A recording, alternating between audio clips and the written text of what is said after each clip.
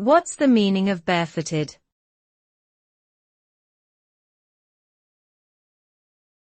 Barefooted.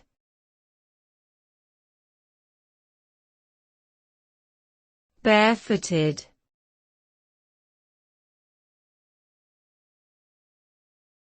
Barefooted.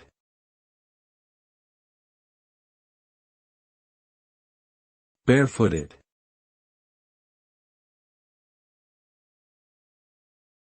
Barefooted is an adjective that describes a person or animal who is not wearing any footwear, meaning they are barefoot.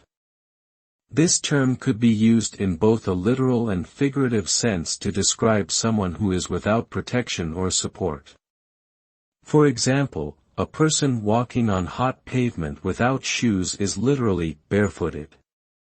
In a figurative sense, one might use the term to describe someone who is vulnerable or unguarded, lacking the necessary resources or assistance to deal with a particular situation.